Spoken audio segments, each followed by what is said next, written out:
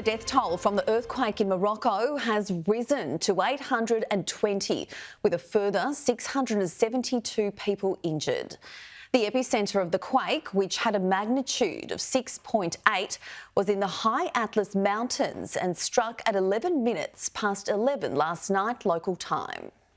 It happened in an area quite remote, as we've just been hearing, about 35 miles west of a town called Medine in the high Atlas Mountains, with an aftershock in the same area shortly afterwards. The aftershock measured 4.9, but the main quake was 6.8, and it was quite shallow, 11.5 miles below the surface. And that combination of size and depth means that it was felt across a large area, where you've got quite significant damage in Marrakesh, around 50 miles to the north, but also the tremors were felt in Casablanca on the Atlantic coast. That's about 160 miles away. Now, this is about 350 miles south of the boundary between the African tectonic plate on which the continent sits and where it meets the Eurasian plate, on which Europe and Asia sit.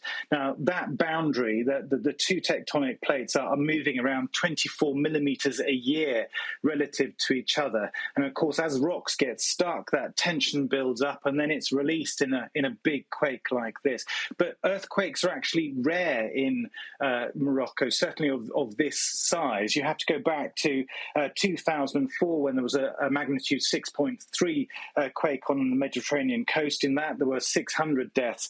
And then back in 1960, between 12,000 and 15,000 people died in a magnitude 5.8 quake in Agadir, which is actually quite close to where the current quake has been. So rescuers will want to reach this remote region as quickly as possible because steep-sided valleys can cause landslides, and many of these villages are constructed out of mud bricks. That's the traditional building material, and these are people who don't have an awful lot of resources to help themselves, so they will need help from outside.